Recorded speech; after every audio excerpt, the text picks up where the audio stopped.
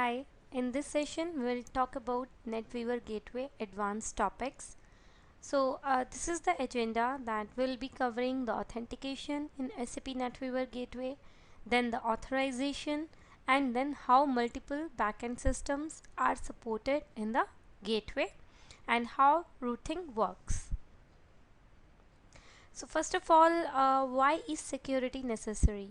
So with the increasing use of distributed systems and the internet for managing the business data, the demands on security are also on the rise.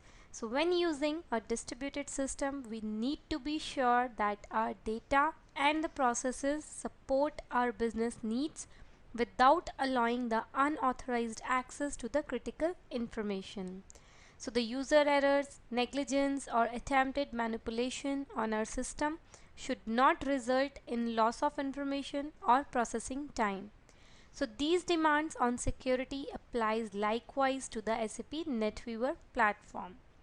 So in this architecture we can see the overall security architecture. So first of all we have the consumer wherein we have the server side, that is the cloud. After that they are accessing the reverse proxy, that is my connectivity layer using the HTTPS. Then we have the SAP NetWeaver Gateway, which is my consumption layer, and my reverse proxy will communicate with the gateway using the HTTPS protocol. Then lastly we have the business layer, in which we have our SAP business suite. So my SAP NetWeaver Gateway, it will communicate with the SAP business suite, that is my business layer, using the RFC connection and the SNC. So the end user scenario, that is my HTML5, the desktop application, the mobile. Then we have the server to server communication, that is my cloud application, social network and the server side code. And any solution providing the secure access for the external consumers. So this is my top layer here. After that, the gateway's responsibilities here are to support the Odata, then the authentication, then the protection of business function from potential attacks, that is externally originated. Then the gateway translates the Odata request into the corresponding RFC. So here we can see that in this case our gateway is translating the Odata request into the RFC. Then this is our security aspect. So besides using the standard authentication and authorization mechanism, SAP Gateway provides additional level of protection against the cross-site scripting and request forgery attacks, that is my XSS and CSRF. So the figure here is an example of the data flow for the request from a client application. For example, a PHP page that performs an OData call on the behalf of the user to an SAP ERP through SAP Gateway. So here we are taking an example of a call which is taking place from my client application to an SAP ERP using my SAP Gateway. So we can see here that this is my user agent, and it is trying to call this SAP ERP backend system. So we are having the SAP Gateway in between. So now there are the different security aspects to be considered for the process step and the mechanisms which needs to be applied. So the first of all we have the user agent, which means the user authenticates to the web server using one of the supported options. After that this flow step is for consuming the SAP Gateway. Then my client submits a business call to the server that in turn issues a request for SAP data that resides in an SAP backend system. So the security measure here is that the server generates a client certificate for the user in the context and signs it with a CA certificate. The generated certificate is a short-lived certificate valid for a limited period of time. So it can depend on the security setup, that it can vary from a number of hours to the days. Then the CA used for the certificate signing should be trusted by the SAP Gateway. Therefore, it should be stored in a secure manner on the consumer side. So we can see here that first of all the request is going to the web server from the user agent which is used to authenticate it. After that it is returning back, and then the user is like asking for the business action. So it generates the short-lived X509 client certificate. Then as a third step here, the certificate is attached to the HTTPS call to the gateway.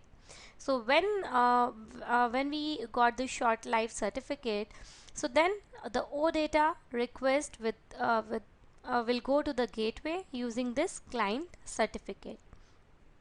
So it means that the certificate is attached to the HTTPS call to my gateway, which maps the subject of the certificate to the user's name, makes the authorization checks, and process the request.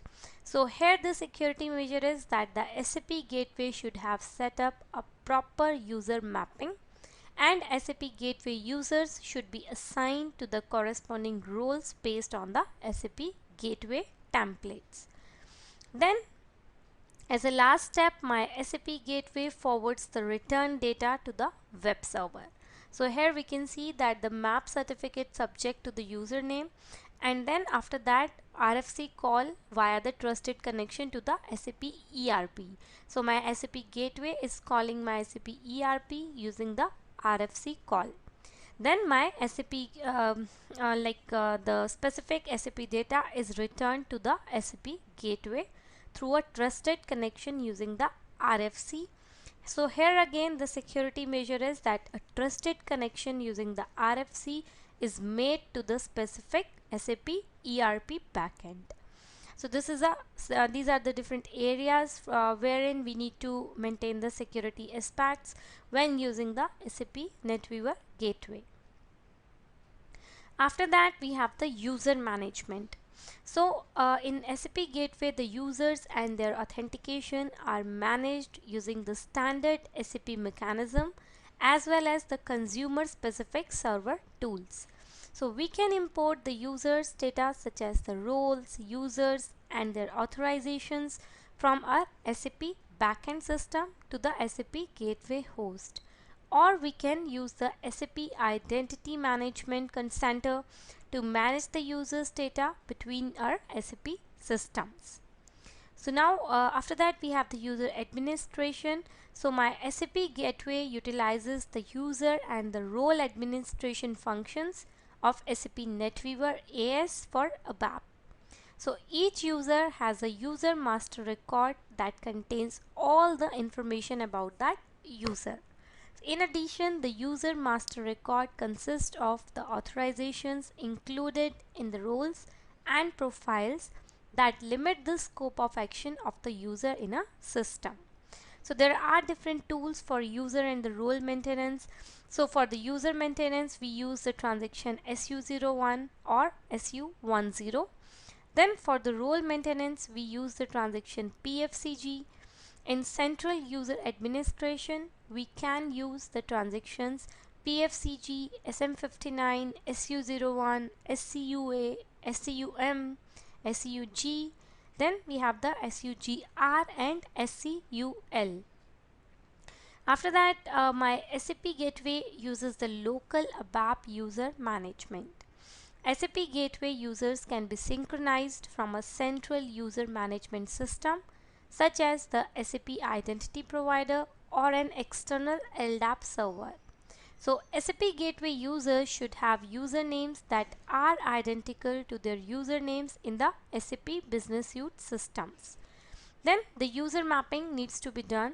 So the scenarios wherein we need the external user mapping is when the SAP Gateway username is defined in the user store of the LDAP server, or the SAP Gateway username is identical to the name ID attribute value in the SAML assertion. Then we have the scenarios with the user mapping on the SAP Gateway. So the name ID attribute value in SAML assertion is mapped to the SAP Gateway username. Then my X509 client certificate subject is mapped to the SAP Gateway username. So all these, they come under my user mapping. Then we have the SAP Gateway authentication and the single sign-on. So our SAP NetWeaver AS for ABAP, it provides the user authentication and single sign-on functions for SAP Gateway. So SAP Gateway supports the use of authentication mechanisms which are X509 client certificate and in which the SAP Gateway recommends the use of client certificates for the user authentication. So the users need to receive their client certificates from a certification authority as part of the public key infrastructure. Then the second authentication method is the security assertion markup language, that is my SAML. So SAP Gateway also supports the use of SAML assertions for authentication. So the assertions can be issued by an identity provider system or by the SAP NetWeaver host with single sign-on capabilities. So the scenarios which are for supported and recommended authentication methods are, like we can see in this table, that there is a list of the supported and recommended authentication methods for the use in SAP Gateway scenarios. So in case of the consumer and the authentication options, so first of all, these are the consumer and the authentication option, then the basic, then we have the X509 certificate, SAML 2.0 and SAP Enterprise Portal.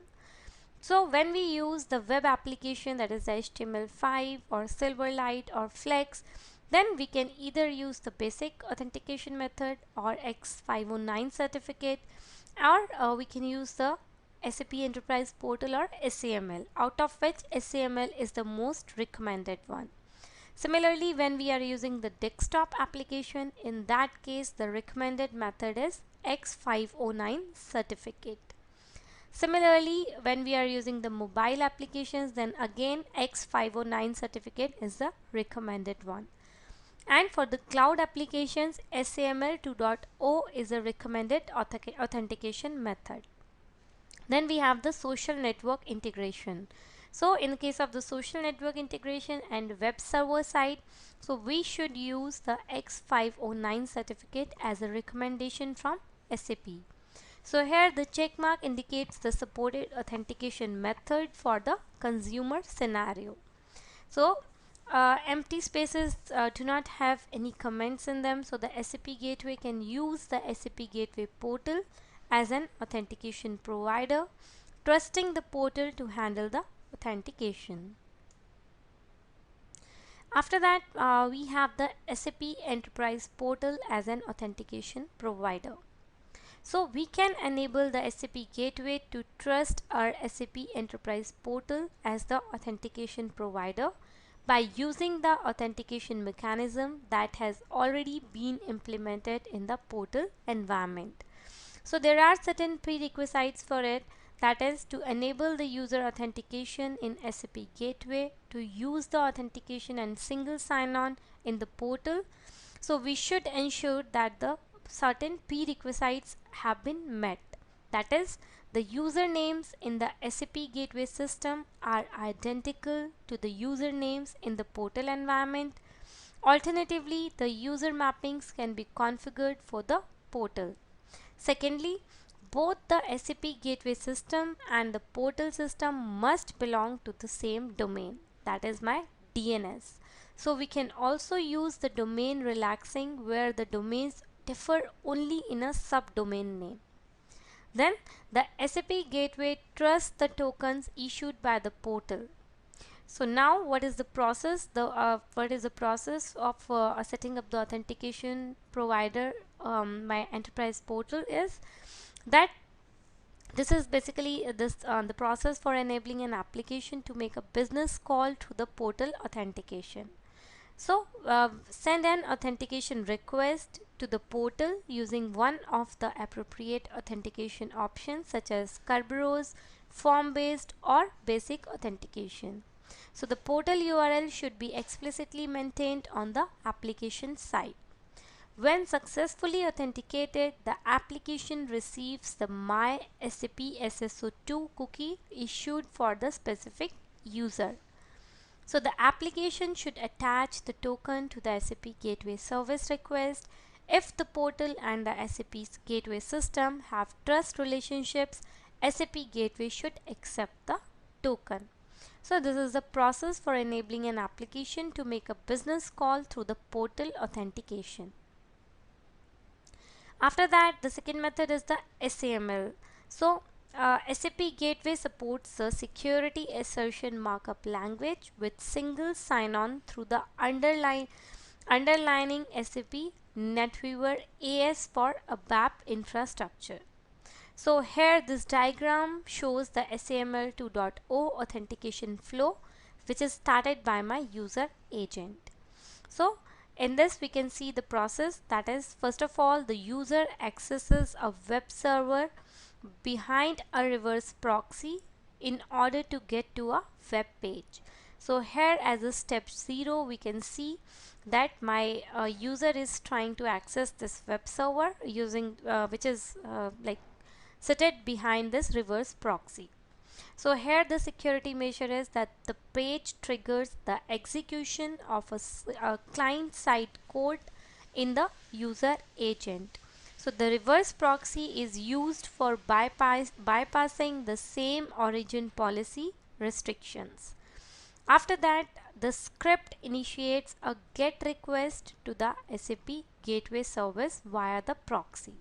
So the proxy terminates the original TLS request and makes new call to the SAP Gateway. So in this we can see that my reverse proxy, it is making a call to my SAP Gateway now. So a user application should use the HTTPS based connection to the proxy, that in turn also uses the HTTPS call to the SAP Gateway. So using the SSL or the TSL ensures the authentication, confidentiality and the integrity of the request. Then after this, the second step is that the identity provider, that is my IDP, it authenticates the user using one of the supported schemas. So upon authentication, the user agent is redirected back to the SAP Gateway. So the request contains an artifact value of SAML artifact. The artifact is a reference to a SAML assertion stored in the IDP. So here we can see this as a second step, that my username and password is gone to the identity provider, which in turn authenticating the user, and it is then going back to my gateway. So here the IDP settings on the SAP Gateway side should have a reference to the HTTPS based endpoint. Then the artifact is sent back to the client and redirected to the SAP Gateway. After that, the SAP Gateway prepares a synchronous SOAP request for resolving the received artifact and opens a back channel HTTPS communication to the IDP, which we can see here as a step 4. On receiving an assertion, SAP Gateway validates it and authenticates or rejects the request. So the security measure here is that the IDP verifies if the artifact has not expired and wraps the referred assertion into a SAML response message bound in a SOAP response. So the SAP Gateway should map the user identity in name ID and attribute to its username. Then as the last step, the SAP Gateway forwards the request for the specific data to the my ERP backend system. So here the security measure is that a trusted connection using the RFC is made to the specific SAP ERP backend. So this is how the SAML authentication works. After that, we have X509 client certificate authentication method.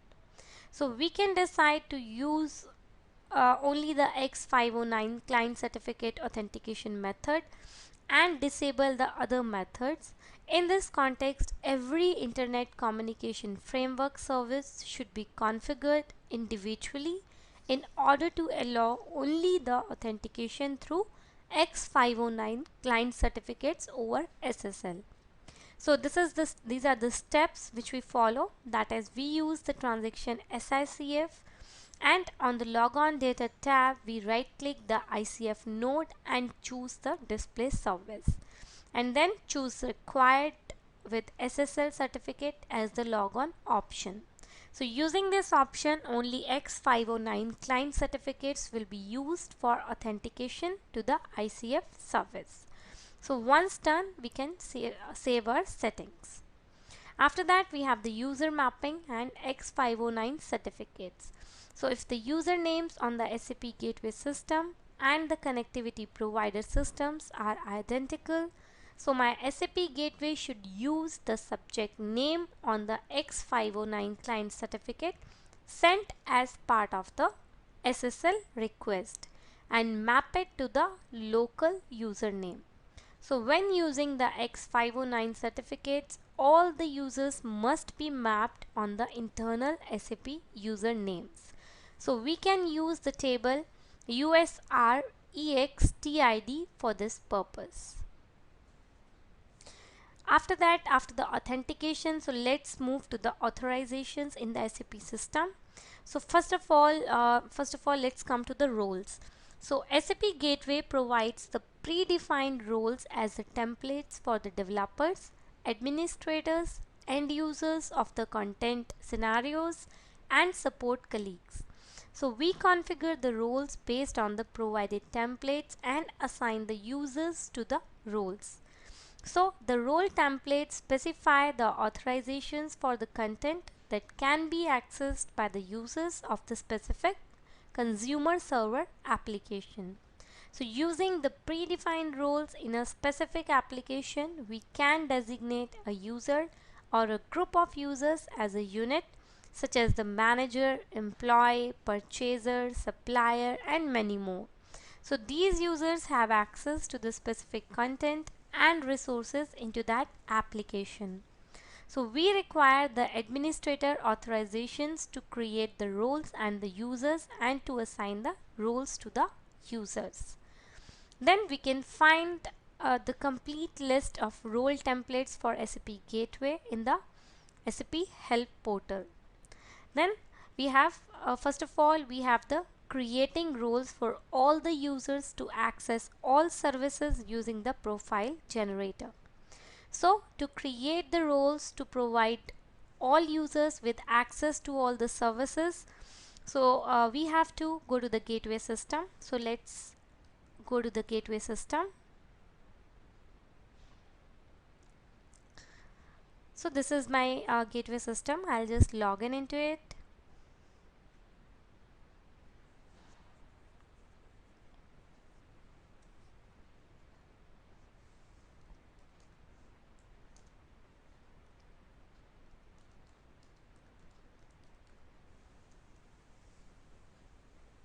So we'll just continue with this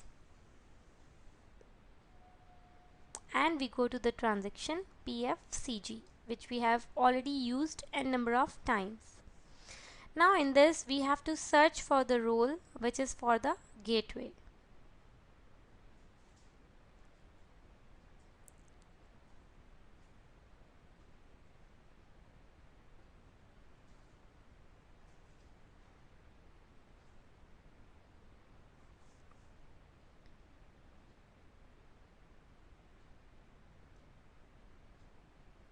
So we have to search for the role IW FND RT GW user. So this is the one.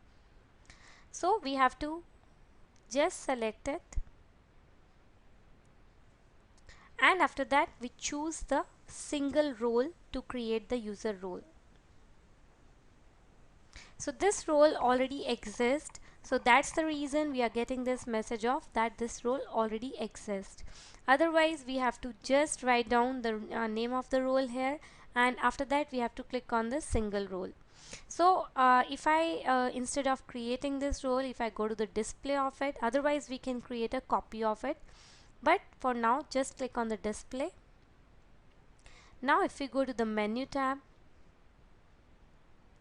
so in the menu tab we can see like the different options which are there. Similarly in the authorizations and the users, so all the users who have this role, so you can see the list of these users here. So let's say if we copy this role and we give it a name as C, so let's say copy all. So now if I go to this role, that is my IWFND,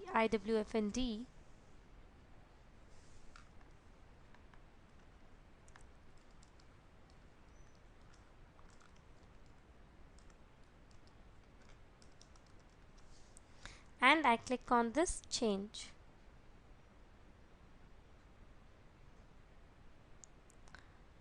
Okay.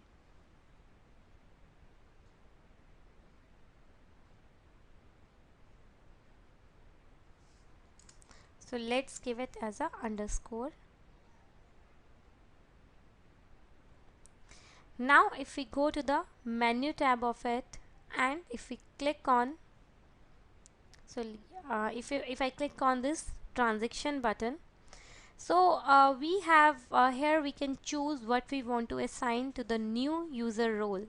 So we can select either the transactions, we can select the reports, we can select the web addresses. After that we have the authorizations. So if we open the authorization and we choose the change authorization data, so in this we can specify a profile for a user. So now here we can specify a profile for a user, so in which we have an input window. Depending on the activities we selected, we can prompt it to enter the organizational levels. Then in this way we have to enter the authorization and we have to enter the users to this. We have to add the users to this group. So this is we can click on this generate. So once we will click on this generate, it will generate this role. So let's say save without profile name, since we have not given any profile name.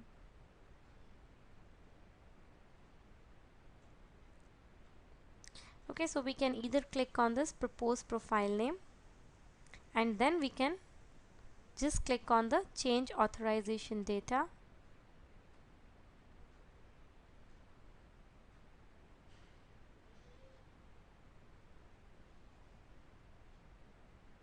And we can click on generate.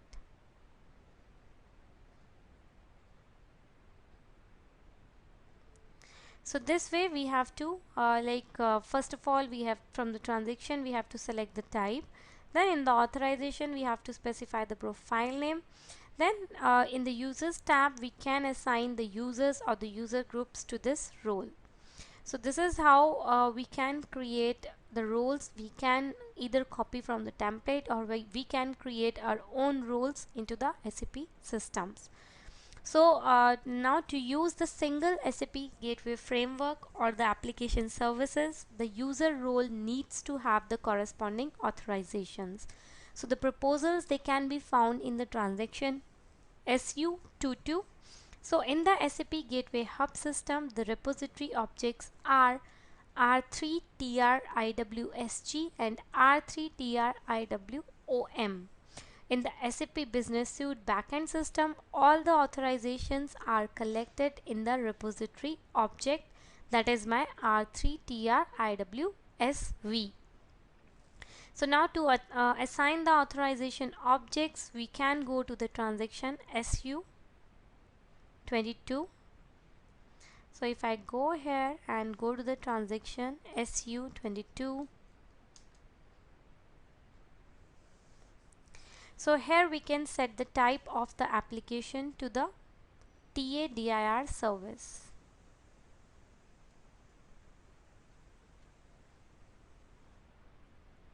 and we can enter the program ID as R3TR. We can enter the IWSG as an object in an SAP Gateway Hub system, or IWSV as an object type in a SAP Business Suite Backend system. After that, for the object name, we can enter the actual service name. So it can be any service name, and once done, we have to click on this execute. So this way the authorization objects, they are assigned to the TADIR service.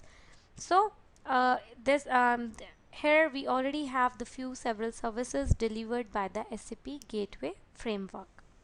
So for the productive usage, this is a service allowing the exploration of the services exposed by the SAP Gateway framework, which is my IWFND SG MED catalog.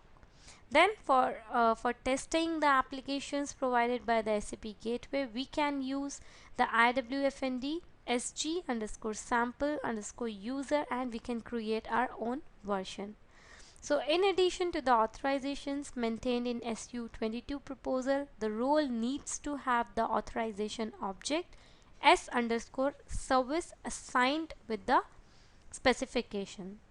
So for maintaining the services, that is creating and registering the services, two repository objects exist, which are R3TRIWSV and R3TRIWMO. So this coherent transport concept allows us to assign the authorizations to the users in the backend system, which can differ from the authorizations that the corresponding user can have in the SAP Gateway Hub system. So now let's go back to our presentation.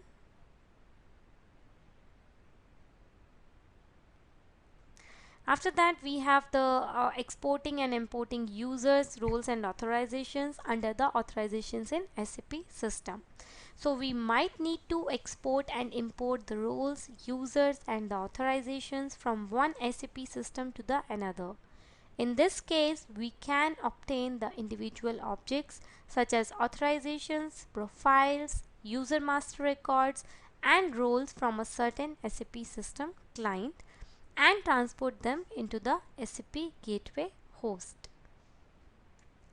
Then let's come to the session security protection. So within a secure session, the users can start the applications that require a user logon without logging on again. So when a security session ends, the system also ends all the applications that are linked to this security session. We use the secure session management together with other authentication methods we choose to implement in the SAP Gateway host. For example, SAML. So for protection of the session cookies, we use the HTTPS transport. Or we can use the cross-site scripting protection. So cross-site scripting describes all the vulnerabilities that allow an attacker to inject the HTML markup or the JavaScript into a web application front end. So my excesses can occur whenever the application dynamically creates its HTML, JavaScript or CSS content which is passed to the user's web browser, and an attacker controlled values are used in this process. So there are many types of session based attacks such as impersonation, where a user attempts to access another user's session by posing as that user. So these type of attacks requires that the user obtains a valid session identifier, as this is the minimum amount of information required for the identification. So activating the secure session management in SAP Gateway host protects and prevents the access to SAP logon ticket and security session cookies through the JavaScript and the plugins. So for this purpose, we use the cross-site scripting protection. Then we have the cross-site request forgery protection. So this section will provide the information about the extended CSRF, that is my cross-site request forgery protection for the SAP Gateway infrastructure. So a CSRF token based protection has been introduced for all the modifying requests. So this will work as follows, like first of all, retrieve a CSRF token with a non-modifying request. So SAP Gateway generates a CSRF token and sends it back in the HTTP response header field X CSRF token. So this happens in a non-modifying request such as get if the header field X CSRF token with the value fetch is sent along with the non-modifying request. So the ICF runtime also sends this CSRF token to the client in the form of an NTXSRF cookie. After that, we have modify the request without the CSRF token. So for all modifying requests, the application must include this token in an HTTP request header field with the same name. So the framework checks for all the modifying requests the validity of the CSRF token in the request. So the validation is done by the ICF runtime that checks against the token from the NTXSRF cookie. So if the validation fails, an HTTP status code 4 or 3 is sent back. So after that, the third thing is that we can use the modifying request with the CSRF token. So in case a valid CSRF token is sent along with a modifying request, the validation succeeds and normal processing continues. So SAP Gateway offers two CSRF protection mechanisms, that is CSRF token check and CSRF header parameter check. So in CSRF token check, here set as the default CSRF protection mechanism based on the token exchange principle. So this is the default for the OData standard mode. After that, we have the CSRF header parameter check. So in this, the additional parameter in the HTTP header for modifying the operations as protection mechanism.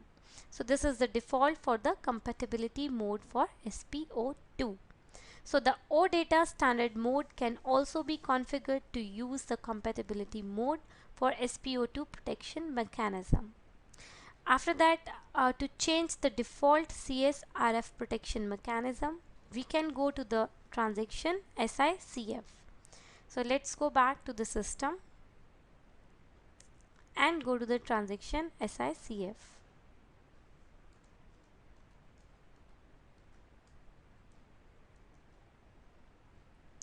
So here we can navigate to the ICF node for our service. Then we can double click the service node.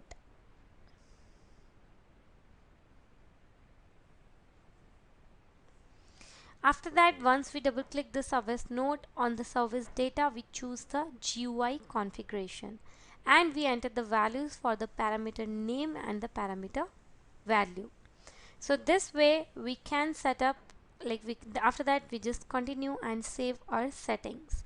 So this way we can set up the protection using this. Now let's go back to the using the cross-site request forgery protection.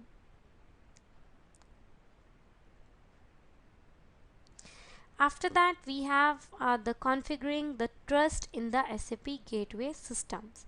So we must configure the trust to enable the single sign-on in our SAP system landscape. So the process for establishing the trust in our SAP system landscape is either by configuring the trust between the SAP Gateway host and the SAP system. So in this case, we define a trust relationship between the gateway and the SAP system by configuring the SAP system to be the trusting system and SAP Gateway host to be the trusted system. So by doing so, we enable the remote logon for the users who use the same user data in both the gateway and the SAP system. So the following is an overview of the sequence for establishing the trust in the SAP system landscape. So in the SAP system, for configuring the SAP system as the trusting system. So we create an RFC destination for use in the trust configuration. After that, we define the system to be the trusting system using the transaction SMT1. Then we configure the system to create and accept the assertion tickets from gateway host using the SSO2 wizard. Then in my gateway host, we have to create an RFC destination for communicating with the trusting SAP system. After that, we have to configure the SAP gateway host to create and accept the assertion tickets from the SAP system using the SSO2 wizard. Then the second thing is that we configure the trust between the SAP gateway host and the security token service. So this thing we can see in this diagram. So herein the first thing is that the security token service which export the certificate to the SAP gateway host. So first of all, we in the SAP system we create the RFC connection for the transaction SMT1. Then we define the trust relationship using the transaction SMT1. Then configure the system to create and accept the assertion tickets via SSO2 wizard. Then in our gateway system, we have to create the RFC destination to the SAP system, configure the system to create and accept the assertion tickets via SSO2 wizard, then import the certificate from STS via the transaction trust. Then at last, we export the certificate to the SAP gateway host. So this is how we can configure the trust in the SAP gateway system. Then we have the data protection and the privacy. So to ensure that all our data is protected and cannot be accessed by anyone else, several mechanisms are available in the system. So they are integrated into the implementation guide, which is my IMG. So in the transaction SPRO, open the SAP reference IMG and then we can navigate to the different areas. So let's say if I go back again to the system and if I go to the transaction SPRO and we click on this SAP reference IMG. Here we can go to the SAP NetWeaver, then SAP Gateway, Odata Channel, Administration, Logging Settings. Then we have to set the display of sensitive information.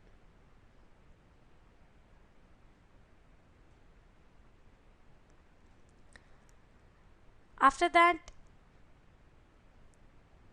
and this as well, the same way we have to go to the SAP NetWeaver, Gateway, Odata Channel, Administration, and under the administration we have to go to the cache settings. So in the cache settings we have to go to the activities cleanup, cache and persistency, wherein we have the this one, the cleanup, cache and the persistency. After that we have to go to the SAP NetWeaver, SAP Gateway, Odata Channel and the administration, cache settings and the metadata. So all these things we have to like navigate for the activities. After that we have the SAP annotation security level for handling the batch request. So let's go back to the PPT. So the first thing is the SAP annotation security level for handling the batch request. So SAP Gateway provides an SAP annotation for handling the batch request that protects the data presented in the URL in a browser. So we should make sure that we have created an OData service using the service builder. Then we have generated the service and noted the name of the model provider extension class. Then we registered the service. So the features of it are that the visible confidential data can appear in the URL in a browser due to OData request. So use the batch request to prevent the displaying of confidential data in the URL that is displaying in the browser. So use the method that is set underscore use underscore batch in the MPC extension class to set the use batch to true. So the resulting metadata document will then contain the SAP annotations, that is SAP use batch equals to true in the entity container. In addition, the SAP UI5 can be forced to always generate the batch request through the method of SAP annotation. After that, the second method of doing the data protection and the privacy is avoid the caching of confidential data. So here some services may return the confidential or the person related data where the user agent is involved, and this data might implicitly be cached depending on the user setting. So to remove this behavior, the SAP gateway can instruct the user agent not to cache the specific data if needed. To avoid caching of the confidential data, all the GET methods returning such data must set the cache control header using the method which is ifmgw, conv srv runtime. So we can do this either directly or in a private method such as no cache, which is called wherever necessary. Then as a last step in the data protection, we have this virus scan. So the software development kit for integrating the external products can be downloaded from the SAP Integration and the Certification Center. So the application programs use the virus scan profiles to check the data for viruses. A virus scan profile contains a list of scanner groups that check a document. So we can also use a virus scan profile to assign the configuration parameters for the virus scanner. So if we scan for the viruses with this virus scan profile, the virus scanner receives the parameters. So a virus scan profile specifies the steps that are to be run during a virus scan. So a step is either a virus scanner which is found using the scanner group, or a step specifies in turn a virus scan profile which is then performed as part of the enclosing virus scan profile. A virus scan is performed under the name of a virus scan profile. So the system administrator can use the profile to activate or deactivate the virus scan for each component. So if we want to create our own virus scan profile, we use the customer namespaces. So in SAP Gateway Framework, virus scanning is available for incoming update and create the request for the SAP Gateway services. So this is basically the end of the authorization and the authentication which is there into my SAP NetWeaver Gateway. So now let's move further to the multiple backend support of the multiple backend and the routing. So in this we will cover what is routing, how we do the multi-origin composition, and then what is the backend authorization and the connectivity. So for the use cases, like why we need this multi-origin composition is that sometimes the company that runs the several business suite systems in the various regions or have one central service that shows the customer data instead of having the various services. So the US employees should retrieve the data about the US customers only. The EMEA employees should retrieve the data about the EMEA customers only. Similarly, the APJ employees should retrieve the data about the APJ customers only. So the CFO should be able to retrieve the customer data from all the regions, that is called the multi-origin. After that, a manager that is responsible for APJ and EMEA should be able to retrieve data from APJ and EMEA customers. So, but not from the US customers. So that is my multi-origin plus the routing scenario. So here we can see that we have the one gateway hub. Then we have the ERP EMEA, ERP US, and the ERP APJ. So this is one of the scenario wherein we use the multi-origin or the routing. So then we have as a first step we have to assign the SAP system aliases to the Odata services. So we do that by going into the activate and maintain service transaction. We choose our service, then under the system alias we can click on the add alias to add a system alias to my service. After that we have the routing. So the user will be directed as follows if he has not special roles. So if there is a system alias maintained without any role assignment, then it is used for all the users. So the user will be directed as if like he has two or several roles relative to the different system aliases. So if a user is assigned to more than one system alias, the system alias which is marked as default wins. If more than one system alias is found and either none of the system aliases or more than one of these aliases are flagged as default, an error is raised.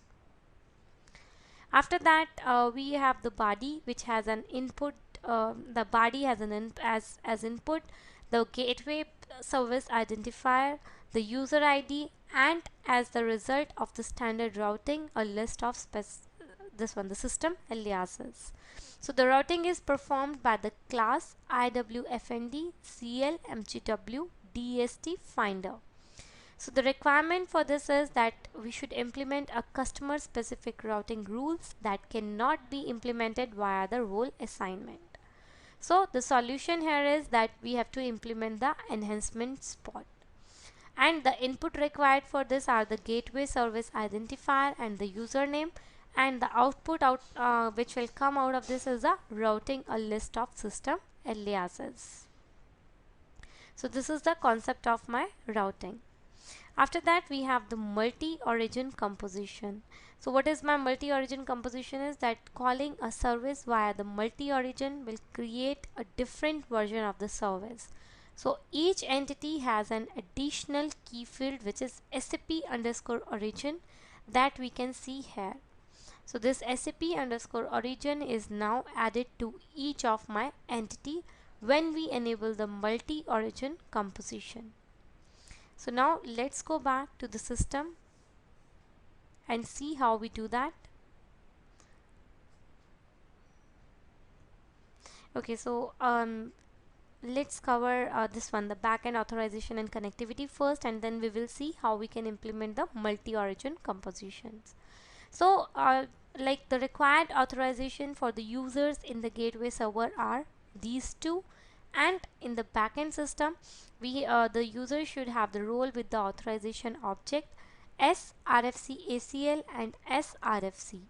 So the application specific roles are also required in the backend system. So these are the required authorizations which are required at my backend system. So we will go to the system now, and we will first of all do a redefinition of a service. So this is my gateway system. So we have to go to the SEGW, which is my gateway builder. In the gateway builder we have to create a new service builder project. So let's say if I create a new project,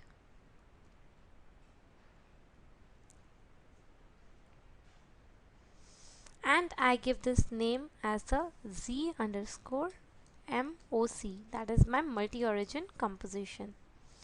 Now here we can just copy paste the the project name in the description, and we have to choose the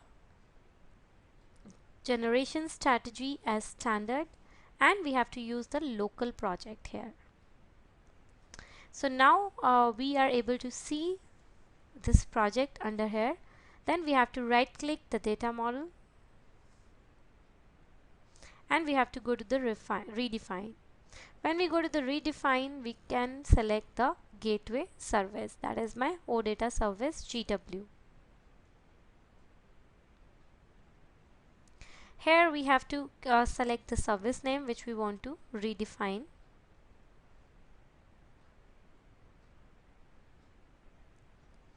So let's say if I go below, I have my service.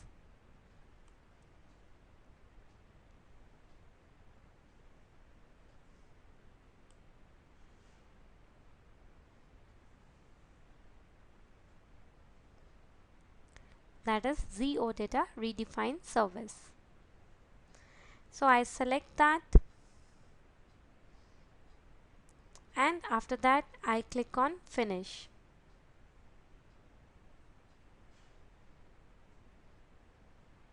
So we have to just choose the objects here. So let's say I want to select everything, and after that I click on the finish. Now we have to go to the runtime artifacts of it. So for that we have to click on this generate runtime artifacts.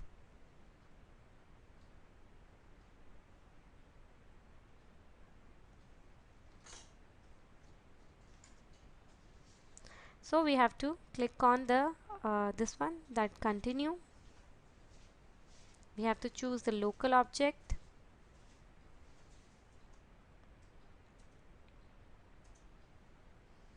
And we can see here that all the runtime artifacts, they are being generated. So we have to now register the service and we have to activate it. So we have to go to the service maintenance, and then we have to choose this register button. So yes, I want to continue.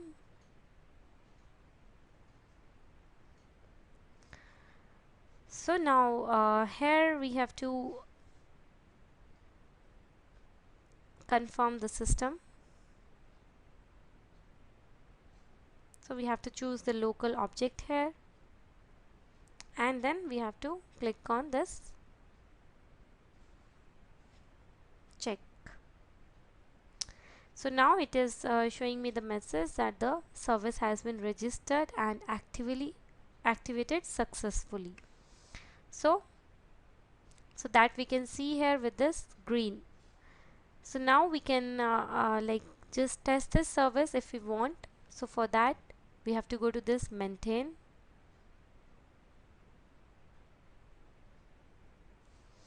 and we have to click on this call browser. Just click on allow, and we have to enter the username and the password.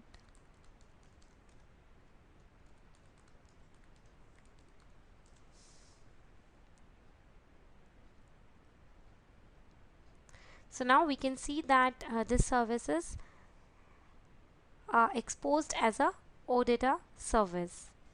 Now we'll see like how we can assign the system aliases to this service.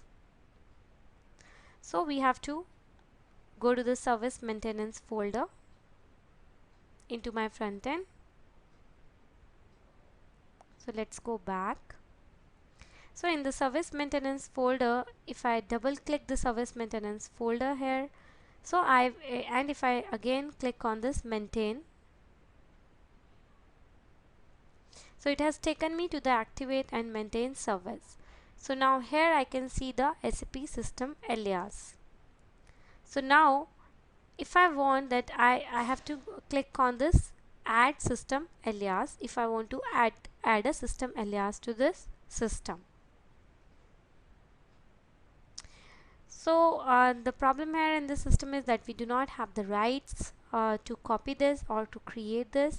But yes, being an SAP basis, so if you have the rights, so you will be able to copy this one and you will be able to create a new system alias here.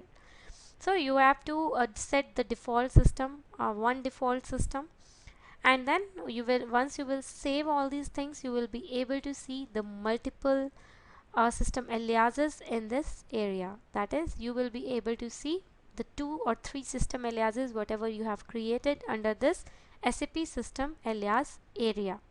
So this is how you can add the system aliases to your SAP system. Similarly, like if we want, we can change the system alias, we can add the system alias to any of the service which is there into my system. And we use the PFCG roles to assign the roles and the authorizations to the users. So in this session we have seen like what are the different authentication and the authorization methods which exist into my SAP NetWeaver Gateway. Then we have seen what is a MOC, that is multi-origin composition, and after that we have covered the routing, like what is the use of the routing, and then we have seen the backend authorizations and the connectivity. So this is the end of this session. Thank you.